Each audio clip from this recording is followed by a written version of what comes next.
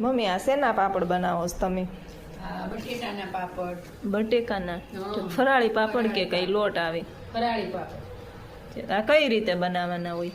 એમાં જો પેલા બટેટા બાફવાના, પછી એને ખમણવાના, પછી એમાં મીઠું, હળદર, ચીલી ફ્લેક્સ, ઓરેગાનો, અને કોઈને ધાણા નાખવા હોય તો ધાણા અને આદુ મરચી, લીંબુ ને એવું કઈ આમચૂર પાવડર નાખવાનું. આમચૂર પાવડર, ઠીક, સરસ.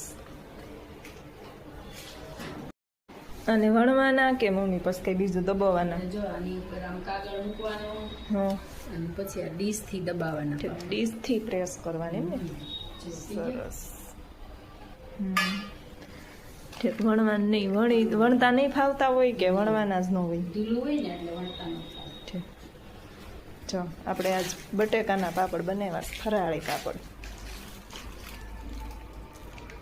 જો ઉખડી જાય જલ્દી. સરસ બન્યું.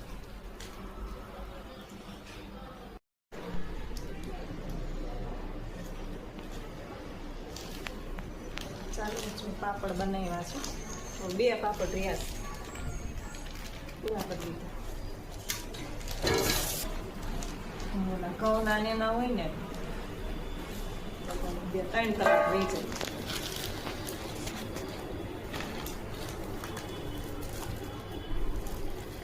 આખા પાપડ બતાવી દો.